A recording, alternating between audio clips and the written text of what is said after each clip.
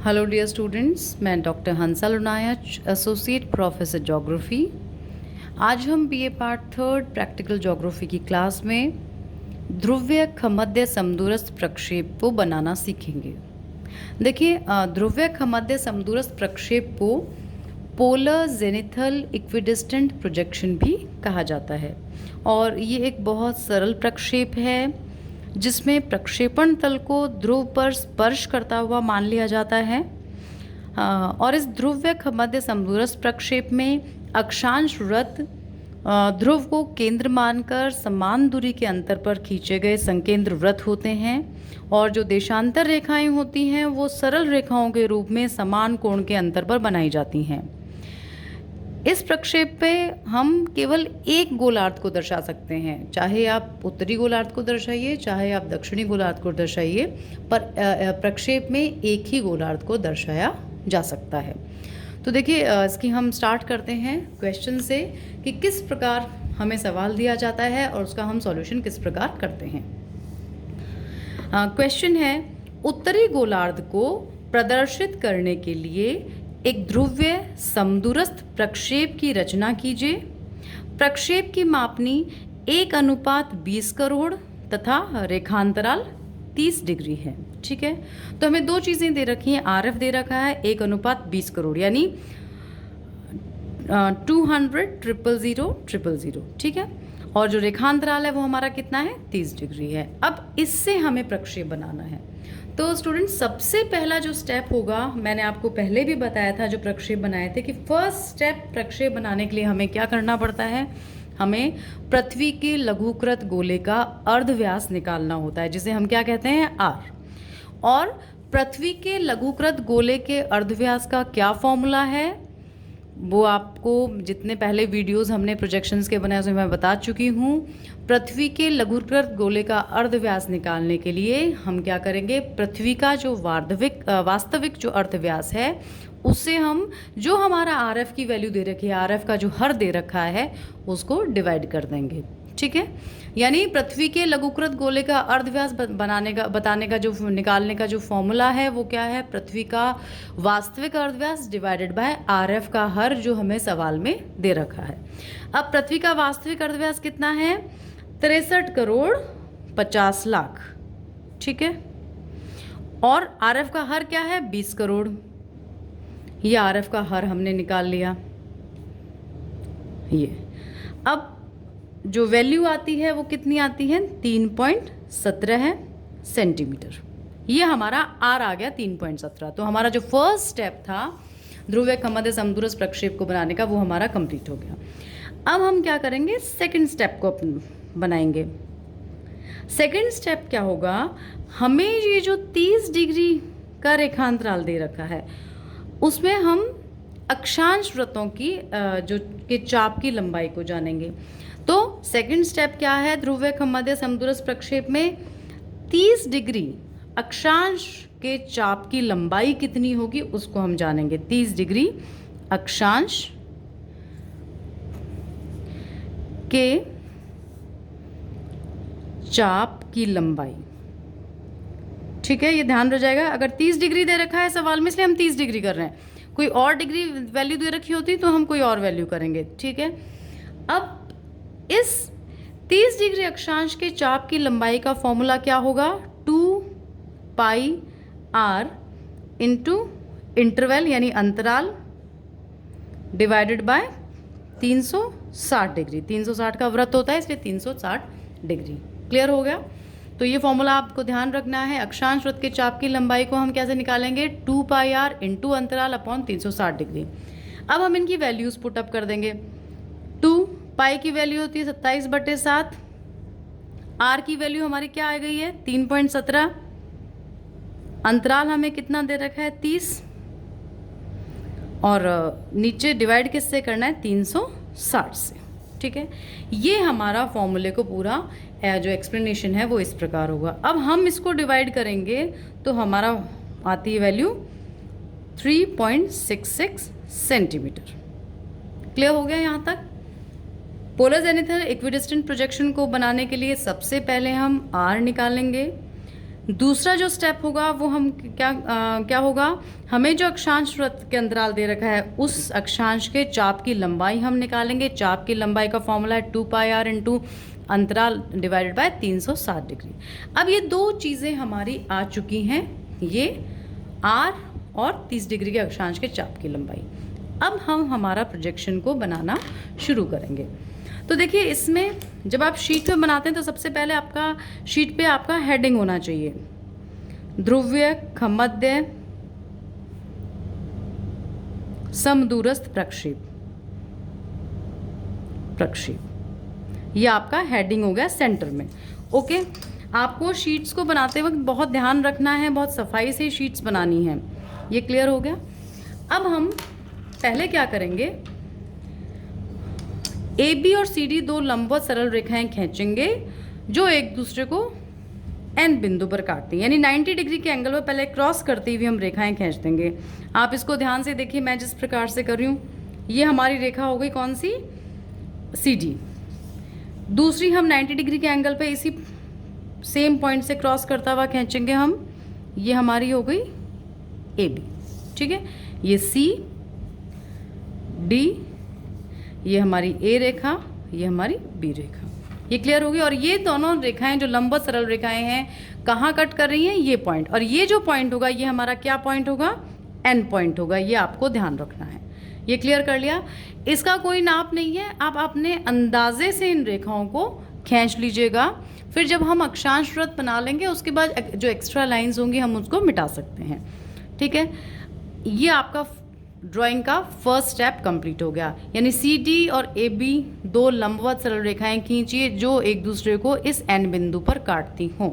Okay, अब हम क्या करेंगे, हमारा जो नेक्स्ट स्टेप होगा वो हम क्या करेंगे, इस एन बिंदु से, ध्यान से देखिएगा आप, इस एन बिंदु से हम अक्षांशों के जो चाप बनेंगे उनके मध्य की लंबाई को फिक्स करेंगे।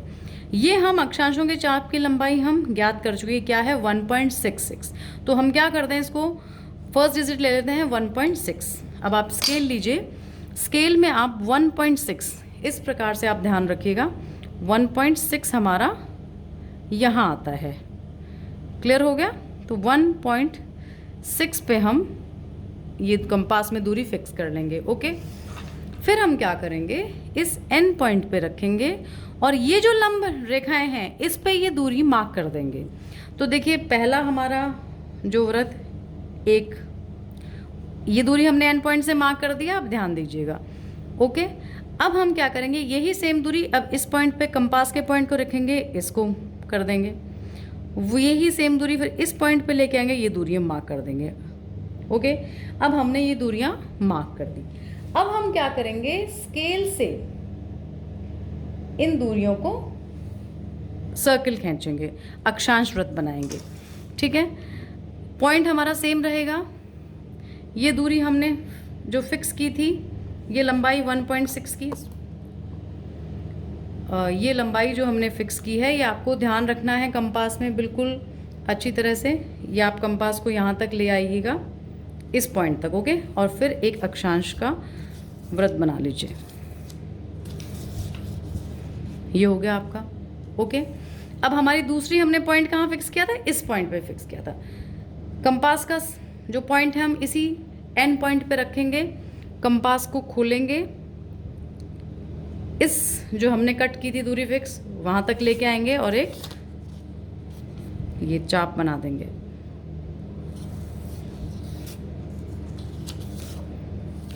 इस तरीके से आपको बनाना है। क्लियर हो गया। अब हम इसी पॉइंट से, ये नेक्स्ट पॉइंट हमारा ये था जो फिक्स की थी हमने दूरी 1.66, इसी पॉइंट से ये जो 1.66 दूरी हमने इस सी डी रेखा पे मार्क की थी 30 डिग्री के अक्षांश वृत्त अंतराल की, वो हमारी ये होगी। ओके, अब ये चाप की लंबाई इस प्रकार से हो जाएगी। ओके, ये हो गई। ठीक है, तो हमारी ये अक्षांश रेखाएं बन चुकी हैं।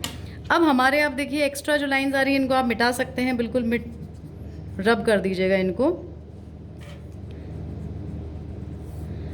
ये अपना रब कर दीजिएगा। ठीक है, हमारा ये पॉइंट क्या था, सी पॉइंट, डी पॉइंट, ए पॉइंट, बी पॉइंट। क्लियर? अब देखिए हमें अंतराल प्रक्षेप में कितना दे रखा है, 30 डिग्री का। हमने 3 अक्षांश वृत्त बनाए हैं। पहला होगा, सबसे बाहरी जो अक्षांश वृत्त होगा वो 0 डिग्री का होगा, फिर 30 डिग्री, फिर 60 डिग्री। ठीक है, अब इसको हम सफाई से बनाने के लिए साइड का जो हल्का सा रब कर दीजिए और यहाँ पे आप मार्क कर दीजिए 0 डिग्री, 30 डिग्री और ये 60 डिग्री। ये हमारा ध्रुव आ गया। क्लियर हो गया? हमारा अक्षांशों को बनाने का काम ध्रुवीय मध्य समदूरस्थ प्रक्षेप में कंप्लीट हो गया है। अब हम आएंगे देशांतर रेखाओं पर। देखिए देशांतर रेखाएं भी जब हम बनाएंगे तो वो भी 30 डिग्री के अंतराल पे बनाएंगे। क्यों? क्योंकि क्वेश्चन पे हमें 30 डिग्री का अंतराल दे रखा है। ओके, अब हमें क्या करना है, हमारा ये जो डी पॉइंट है ये हमारा 0 डिग्री होगा, ऊपर हमारा 180 डिग्री होगा, ये ध्यान रखना है। ठीक है, अब 0 से हमें यहाँ 180 पहुँचना है, उसके बाद 0 से हमें यहाँ 180 पहुँचना है। ओके, तो इसका जो हम चांदा यूज़ करेंगे इन एंगल्स को ड्रॉ करने के लिए, तो आप देखिए सबसे इजी जो रहेगा वो ये रहेगा, आप 360 डिग्री वाला जो प्रोटेक्टर है चांदा है वो आप ले आइएगा। ओके, ये हमने प्रोटेक्टर को यहाँ रख दिया इस एन पॉइंट से मिला के।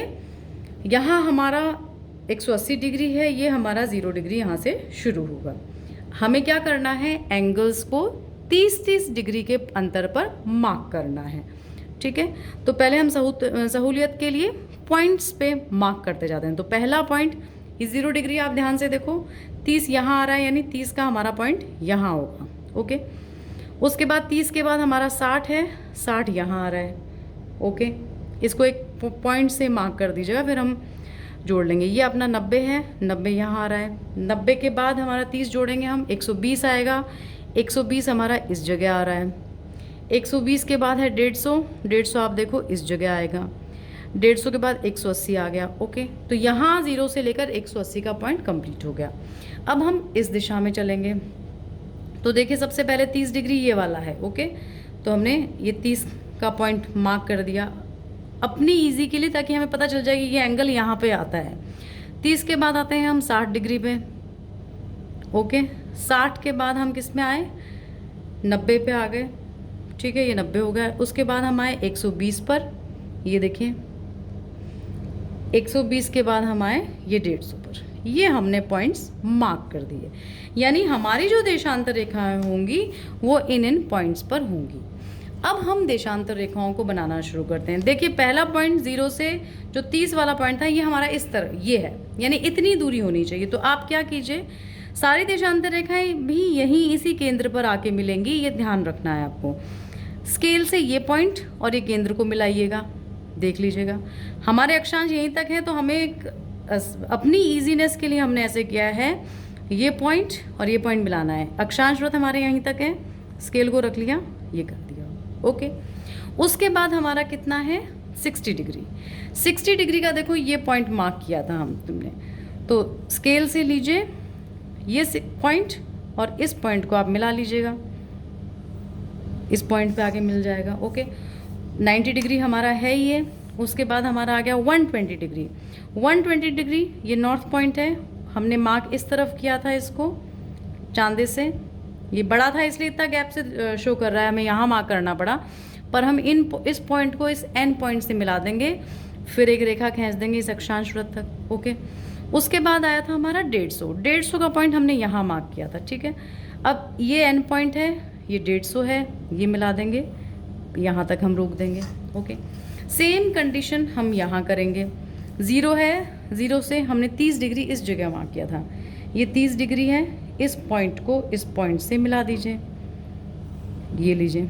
उसके बाद हमारा 60 डिग्री का पॉइंट ये था, ये पॉइंट लीजिए, ये पॉइंट लीजिए, मिला दीजिए, 90 यहाँ पे आएगा। उसके बाद हमारा 120 था, ये हमारा पॉइंट है, ये हमारा 120 का पॉइंट है एंगल का, ये हो गया। उसके बाद हमारा 150 वाला पॉइंट यहाँ था, तो ये एंगल हमने लिया, ये लिया और ये हमारा 150। ये एक पॉइंट पर सब ज्वाइन हो गए। अब हम क्या करेंगे, बीच वाला जो है उसको थोड़ा सा क्लियर कर देंगे रबड़ से। ये हमारा यहाँ पे क्या आ जाएगा, एन आ जाएगा। ये नॉर्थ है। हो गया क्लियर यहाँ तक? अब ये देशांतर रेखाएं जो बनी है इसको हम एंगल वाइज मार्क कर देते हैं। 0 है, 0 के बाद ये आ गया 30 डिग्री, 30 के बाद आ गया 60 डिग्री, 60 के बाद ये आ गया 90 डिग्री। 90 डिग्री क्या है? ईस्ट है। 90 के बाद आ गया 120 डिग्री, 120 के बाद आ गया 150 यानी 150 डिग्री। क्लियर? यहाँ से हम चले और ये हमने कर लिया। उसके बाद यहाँ से यहाँ 180 तक चलना है। 0, 0 के बाद 30 डिग्री, 30 के बाद 60 डिग्री, 60 के बाद 90 डिग्री। 90 डिग्री क्या है? वेस्ट का, ये पूरब का है, ये पश्चिम का है। उसके बाद 120 डिग्री और उसके बाद हम 150 डिग्री बनाएंगे। ठीक है, इसको आप पेन से फेयर आउट कर लीजिएगा। उसके बाद में पहले पेंसिल से ये चित्र बनाइएगा और उसके बाद पेन से फेयर आउट कर लीजिए। ठीक है, अब ये चित्र बनाने के बाद इसके नीचे आप क्या करेंगे, जो आपका स्केल है वो मार्क करेंगे, SCA। ठीक है, स्केल हमारा क्या था, यानी मापनी हमें क्या दे रखी थी, 1:20 करोड़। तो वो 1:20 करोड़ या लिख देंगे। ठीक है, क्लियर? तो इस प्रकार से आपका ये ध्रुवीय मध्य समदूरस्थ प्रक्षेप बनेगा।